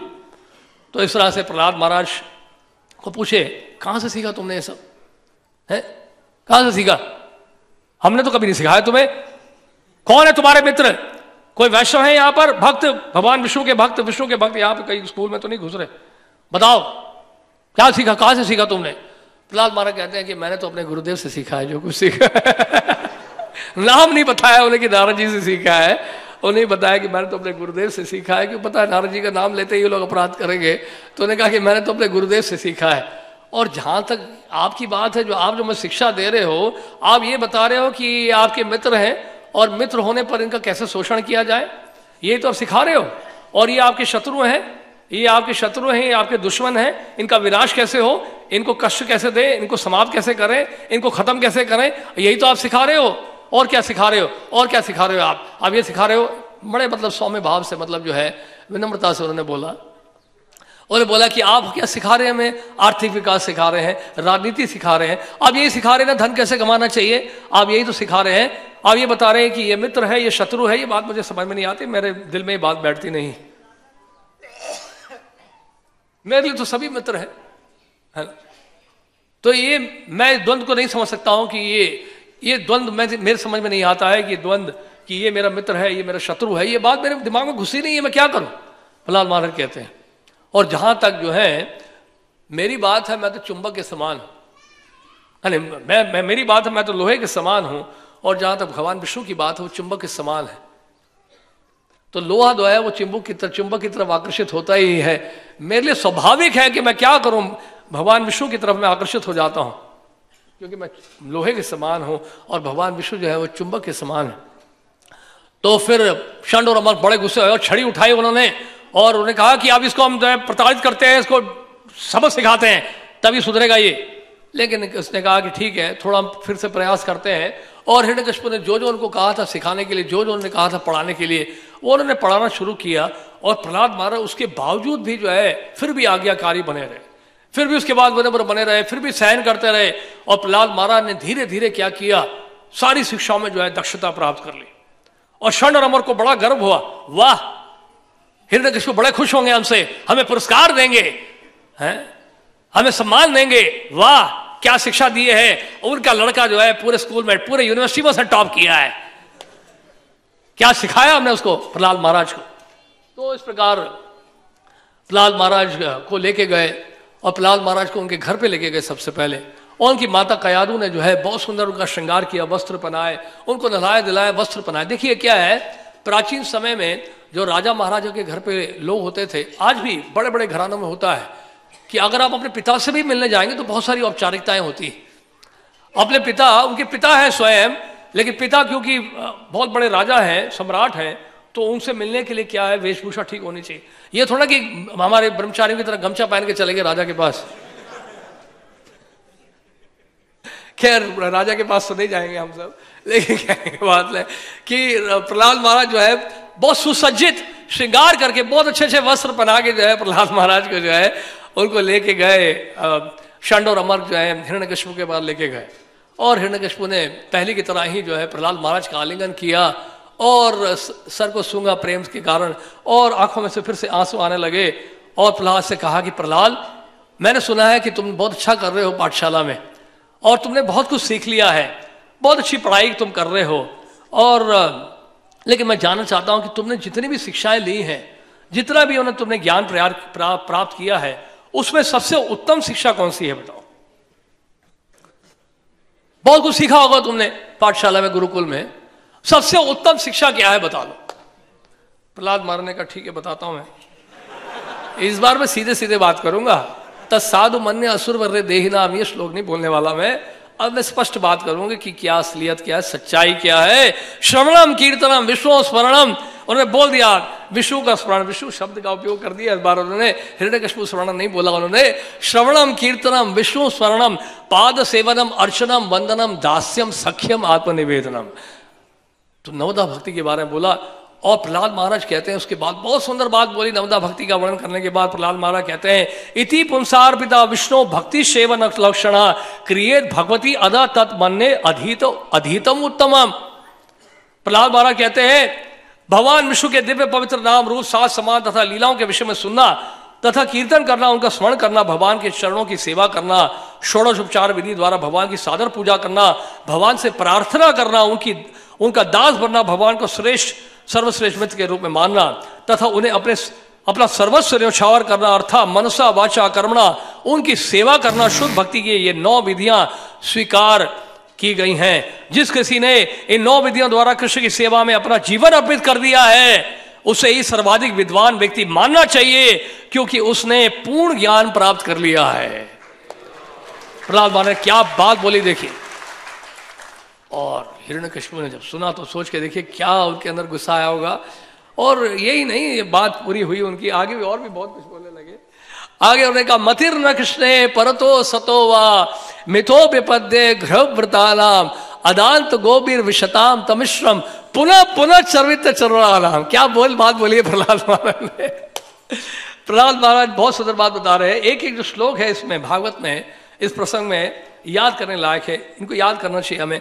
तो प्रहलाद महाराज कहते हैं अपनी असीमित इंद्रियों के कारण जो लोग भौतिकवादी जीवन के प्रति अत्यधिक अभ्यस्त होते हैं वह नरकगामी होते हैं और बार बार उसे चबाते हैं जिसे पहले ही चबाया जा चुका है। जिस तरह से कुत्ता हड्डी खाता है ना, पहले से हड्डी को चख लिया होता है किसी ने, हड्डी को देखते ही जो है कुत्ता आक्रमण करता है और हड्डी को अच्छी तरह चखने के बाद, उसको चबाने के बाद क्या करता है, कुत्ता उस हड्डी को फेंक देता है। और जो कुत्ते आक्रमण करते हैं उसके ऊपर, और वो कुत्ते भी आके उस हड्डी को उठाते हैं, फिर से चखने लगते हैं। पुनः चर्वित चरुना नाम। और यही कर रहा है बद्धजीव 84 लाख योनियों में। क्या कर रहा है, इस प्रकार के कई प्रकार के भोग करने के बाद जो है, जो चख चुका है और योनियों में, उसी को दोबारा चखने का प्रयास कर रहा है।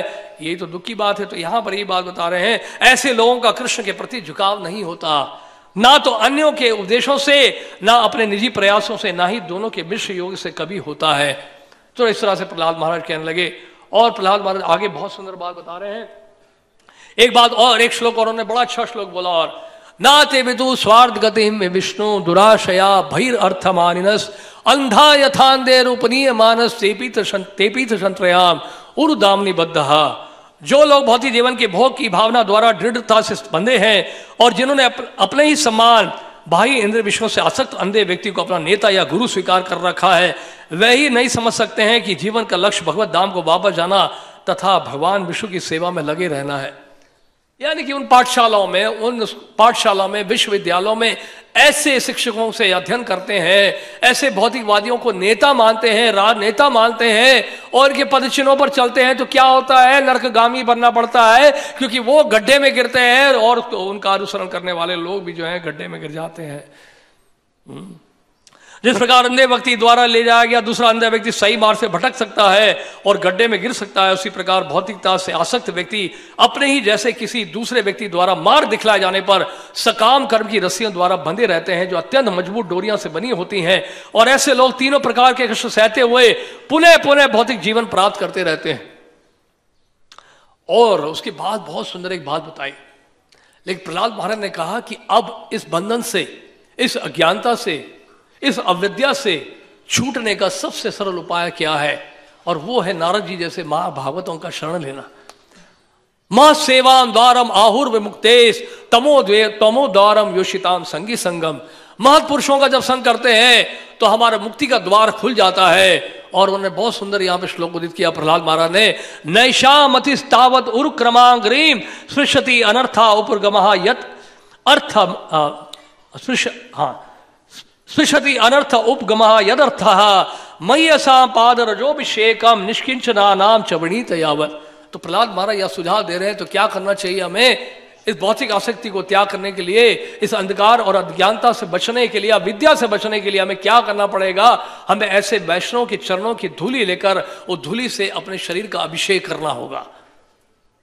जब तक भौतिकवादी जीवन के प्रति झुकाव रखने वाले लोग ऐसे वैष्णव के चरण कमलों की धूलि अपने शरीर में नहीं चुपड़ते तो भौतिक कलबस से पूर्णतया मुक्त होते हैं, तब तक वे भगवान के चरण कमलों के प्रति आसक्त नहीं हो सकते, जिनका यशोगान उनके अपने असामान्य कार्यकलापों के लिए किया जाता है। केवल कृष्ण भावना भावित बनकर एवं इस प्रकार से भगवान के चरण कमलों की शरण करके ही मनुष्य भौतिक कलमश से मुक्त हो सकता है। तो कहने का मतलब है, प्रहलाद महाराज कहते हैं कि जब तक हम वैष्णव की चरण धूलि नहीं लेते हैं, यानी कि वैष्णव की जब तक शरण नहीं लेते हैं, तब तक इस अविद्या से बाहर निकल ही नहीं सकते हैं हम लोग। यानी कहने का मतलब है, और असुर बालकों का सौभाग्य था कि उनको प्रहलाद महाराज का सानिध्य प्राप्त हो रहा था, प्रहलाद महाराज की संगति प्राप्त हो रही थी। प्रहलाद महाराज से संगति से बहुत जल्दी ही वो सब भी भक्त बनेंगे। ये प्रहलाद महाराज की विशेष कृपा होगी उनके ऊपर। तो इस प्रकार प्रहलाद महाराज जो है, प्रहलाद महाराज को देखकर हिरण्यकशिपु बिल्कुल ही प्रसन्न नहीं हुए और बहुत दुखी हुए, क्रोधित होकर उन्होंने किया प्रहलाद महाराज को, जिनको उन्होंने गोद में रखा हुआ था, उठा के उन्होंने फेंक दिया, धक्का दे दिया प्रहलाद महाराज। देखिए अब किस तरह से बदलते हैं। जिस तरह से कंस ने क्या किया था, देवकी का केश पकड़ लिया। जैसे ही पता चला आकाशवाणी हुई है, क्या आकाशवाणी हुई, जिस बहन को तुम लेके जा रहे हो ससुराल, उसका जो 8वीं संतान होगी वही तुम्हारी मृत्यु का कारण बनेगा। बेवकूफ, कहां लेके जा रहे हो? तो कम से एकदम बदल गया, एकदम उसका रंग बदल गया और केश पकड़ के, एक हाथ में तलवार और एक हाथ में केश उठा के गर्दन उड़ाने लगा था, लेकिन वसुदेव जी ने रोक लिया। तो उसी तरह यहां पर हम देख रहे हैं कि हिरण्यकशिपु एकदम से बदल गए और कहते हैं, ले जाओ उसको, मार डालो उसको, खा रहा हो, सो रहा हो, किसी भी अवस्था में क्यों ना हो, कैसे भी हो, जाग भी रहा हो, सो भी रहा हो, खा भी रहा हो, किसी भी परिस्थिति में क्यों ना हो, दिन में हो, रात में हो, कहीं भी हो, मारो उसको। ये मेरे भाई का हत्यारा है, क्योंकि ये विष्णु का भक्त है। विष्णु ने मेरे भाई की हत्या की है और ये विष्णु का भक्त है, इसलिए ये भी हत्यारा है मेरे भाई का, मारो उसको। और राक्षस जितने भी थे, सैनिक थे उनके, वो सब लेके गए, प्रहलाद महाराज को लेके गए उसको मारने के लिए। उनके हाथ में क्या त्रिशूल था, उनके हाथ में जो है बड़े बड़े भाले थे, तलवार था, बहुत सारे शस्त्र अस्त्र थे, उसको लेके मारने का प्रयास कर रहे थे, लेकिन प्रहलाद महाराज को कुछ हो ही नहीं रहा था। प्रहलाद महाराज को पहाड़ी के ऊपर से फेंका, सिंहाचल में वो पहाड़ी है, और श्री संप्रदाय के वैष्णव कहते हैं कि ये वो ही पहाड़ी है जहां से प्रहलाद महाराज को फेंका था उन असुरों ने, लेकिन कुछ हुआ नहीं। भगवान ने रक्षा की, समुद्र में फेंका गया, समुद्र में फेंका गया, समुद्र में ही भगवान ने उनकी रक्षा की। अपनी बहन होलिका को बुलाया, इसको जला कर राख कर दो, और जैसी अग्नि में बैठे प्रहलाद महाराज को कुछ नहीं हुआ, और हिरण्यकशिपु की बहन ही जल के राख हुए। जहर पिलाया गया, जहर में भगवान विष्णु का दर्शन किया, चरणामृत समझ के जो है प्रहलाद महाराज ने चरणामृत का पान किया, जहर जो है वो चरणामृत बन गया। सर्वत्र होय बे इष्ट देव स्फूर्ति, सर्वत्र होय बे इष्ट देव स्फूर्ति, यानी कि जहां जहां प्रहलाद महाराज देख रहे थे वहां वहां उनको भगवान का दर्शन हो रहा था। पूर्ण रूपेण कृष्ण भावना भावी थे वो प्रहलाद महाराज। इसे कितना भी प्रयास किया गया उनको मारने का, वो मर नहीं रहे थे। हर तरीके से उसको मारने का प्रयास किया गया, पहाड़ से ऊपर फेंकने का प्रयास किया गया, जहरीले सांप जहां पे थे ऐसे कुएं में डाला गया जहां जहरीले सांप थे, लेकिन जहरीले सांप ने जब डसा तो कुछ प्रभाव नहीं पड़ रहा था, और सांप भी वहां से चले गए। तो कई तरीके भागवत में बताया, वर्णन किया सुखदेव गोस्वामी ने, हजारों हजारों तरीके से मारने का प्रयास किया उन असुरों ने, राक्षसों ने। यहां तक कि वहां के एक बर्फ वाले शिला जो है, तो शिले में, बर्फ वाली शिला में भी प्रहलाद महाराज को रखा गया, लेकिन फिर भी प्रहलाद महाराज को कुछ नहीं हो रहा था।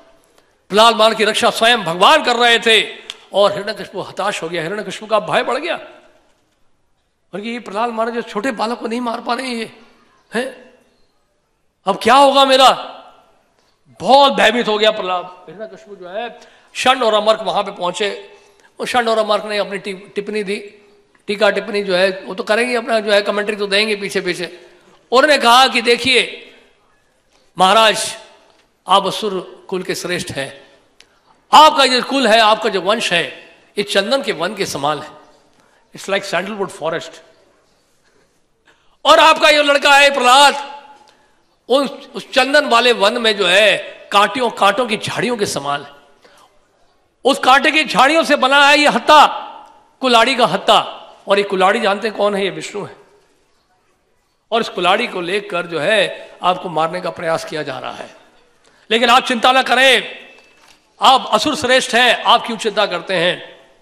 तो हिरण्यकशिपु बहुत क्रोधित हुआ। हिरण्यकशिपु ने कहा कि अगर योगी जो है अपनी इंद्रियों को संयमित नहीं कर पाता, अपने मन को नियंत्रित नहीं कर पाता है, तो क्या होता है, ये इंद्रियां ही मन उसको नष्ट कर देती हैं। अगर मैं प्रहलाद को नियंत्रित नहीं कर पाया तो प्रहलाद ही मेरे विनाश का कारण बन जाएगा।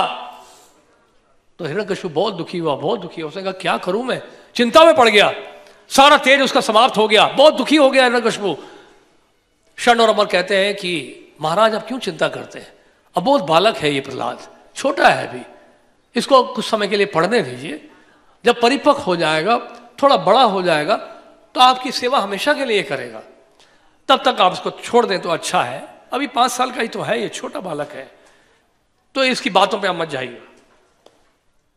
तो हिरण्यकशिपु ने कहा ठीक है, और उनको अपने मंत्रियों से और इन शिक्षकों से सांत्वना मिली, ये जो सुझाव दिया गया, तो उन्होंने कहा ठीक है, प्रयास करते हैं, ले जाओ उसको पढ़ाओ। और प्रहलाद महाराज जो है बहुत ध्यान से श्रवण करते थे, ध्यान से पढ़ते थे, और बहुत अधिक विद्वता उन्होंने प्राप्त कर ली।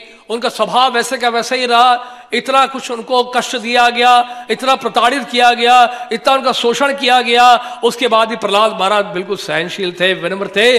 जिस तरह हरिदास ठाकुर को 22 बाजारों में पीटा गया था, फिर भी हरिदास ठाकुर ने यही कहा, उनको जब गंगा जी में फेंक रहे थे तो उन्होंने कहा, क्या कहा, जब उन्होंने कहा ना, चंडालों जब वो थे जो जल्लाद थे, उन्होंने कहा ये मर क्यों नहीं रहा है, हमारी पत्नियां जो है विधवा हो जाएंगी, मर नहीं रहा है ये, नवाब हमें नहीं छोड़ेगा। तो उन्होंने कहा आप चिंता मत करो, मैं शरीर छोड़ रहा हूं। गंगा जी में कूद गए। तो ये वैष्णव की दया, वैष्णव का हृदय जो है विशाल होता है, दया से भरा होता है। तो यहां पे देखिए, हम देखते हैं प्रहलाद महाराज कितने, उनका हृदय दया से भरा हुआ है, और कितने सहनशील है, कितने विनम्र है, कितना सौम्य स्वभाव है प्रहलाद महाराज का। और फिर भी वो आज्ञाकारी रहे, जैसे जैसे षण्ड और अमर कहते थे वैसे वैसे उनकी आज्ञा का पालन करते थे। कहने का मतलब होता है वैष्णव जो है हमेशा सदाचार का पालन करता है, लेकिन जहां सिद्धांत की बात आ जाती है, जहां शास्त्र की बात आ जाती है, जहां कृष्ण भावना की बात आ जाती है, वैष्णव कभी समझौता नहीं करता, कहीं भी हो, किसी भी परिस्थिति में हो। तो ऐसे थे प्रहलाद महाराज।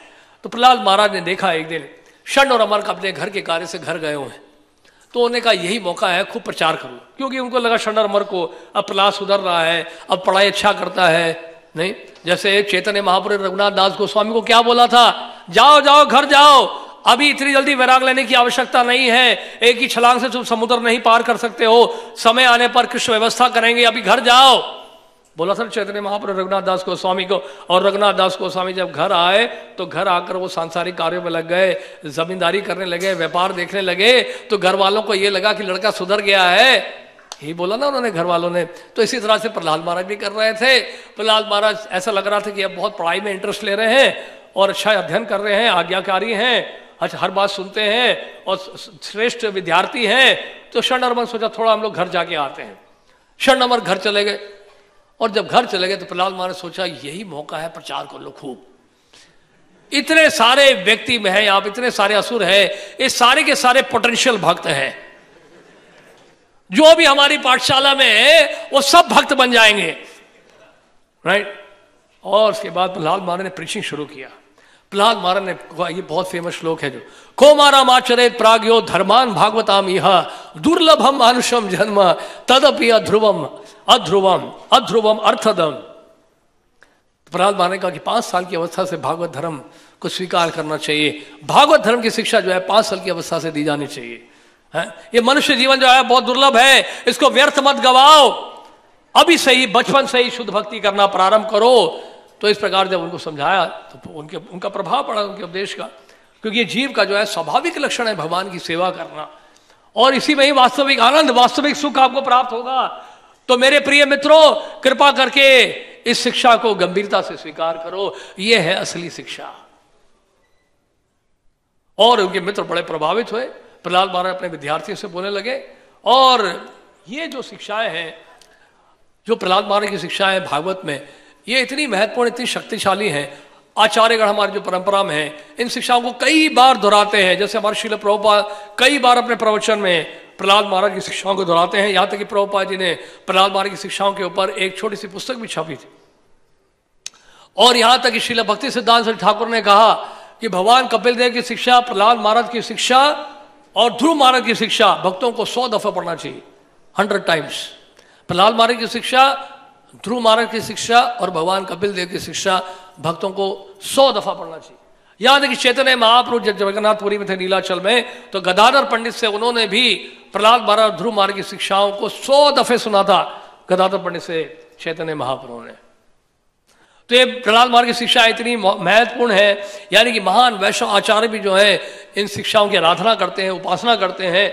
और इस प्रकार क्या हुआ, धीरे धीरे सारे विद्यार्थी जो हैं वो सारे के सारे वैष्णव बन गए, सारे भक्त बन गए।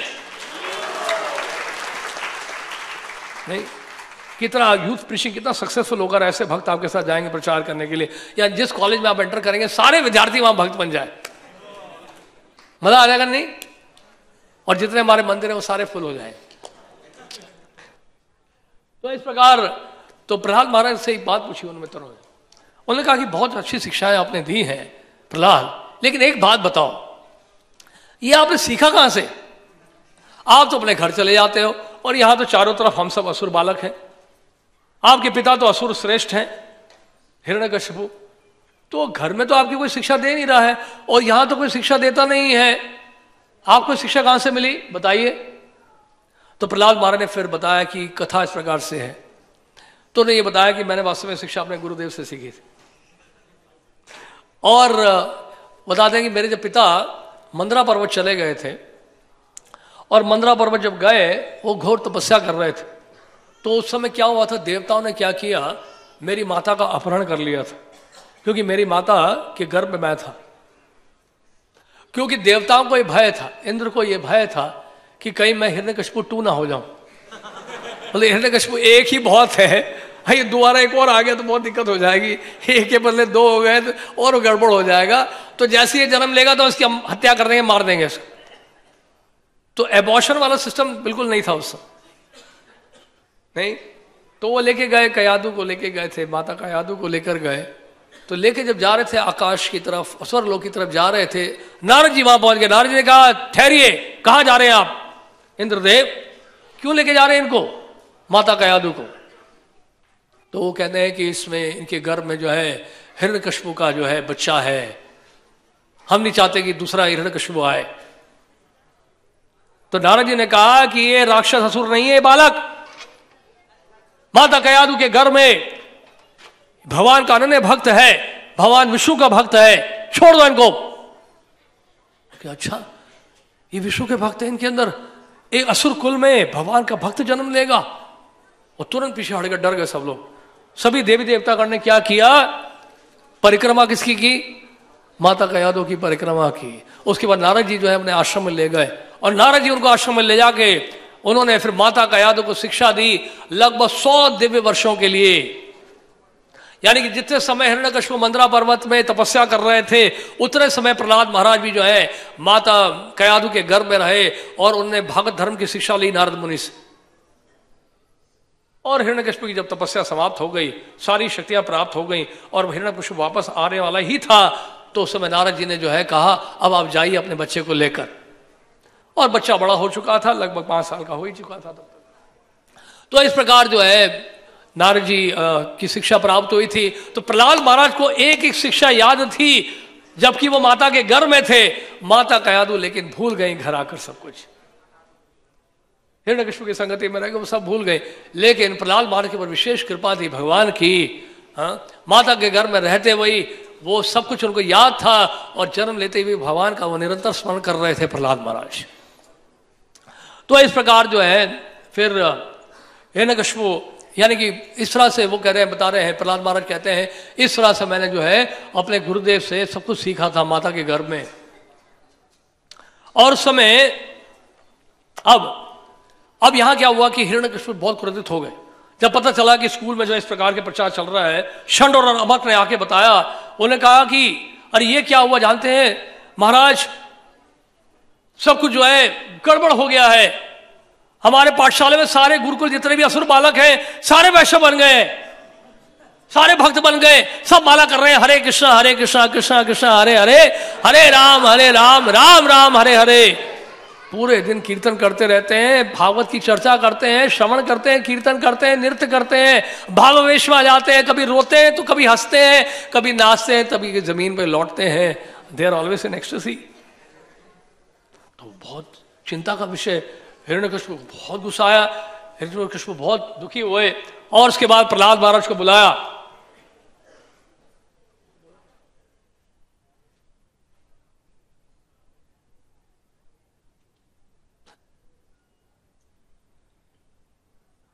तो उस समय हिरण्यकशिपु ने प्रहलाद महाराज से कहा, you rascal, you killer of my brother, you deserve to die in my hands. तुम मेरे भाई के हत्यारे हो रास्कल, धूर्त। किसने बोला ये? हिरण्यकशिपु ने बोला, तुम मेरे नियंत्रण में नहीं हो, तुम क्या सोचते हो कोई और नियंता है? और कोई नियंता है? मैं हूं नियंता। कहां से तुम्हें शक्ति प्राप्त हो रही है? अभी आप देखेंगे नाटिका में कहां से तुम्हें शक्ति प्राप्त हो रही है बताइए।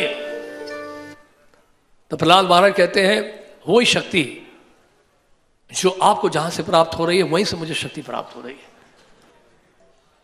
यानी कि विष्णु से, परम भगवान विष्णु से मुझे वो शक्ति प्राप्त हो रही है। वो आपको भी शक्ति देते हैं और मुझे भी शक्ति देते हैं। कहां है तुम्हारे वो भगवान, कहां है तुम्हारे विष्णु? सब जगह है, सब जगह है। बोलते हैं उस महल के भीतर है, हाँ महल के भीतर है, दीवार के पीछे है, दीवार के पीछे भी है, इस सिंहासन के नीचे है, सिंहासन के आसपास है, सब जगह है। अच्छा, हिरण्यकशिपु ने कहा कि इस खंबे में भी है, इस खंबे में भी है। आप न डरें तो ड्रामेटाइज कर रहे हैं थोड़ा सा, भाव अच्छा आएगा।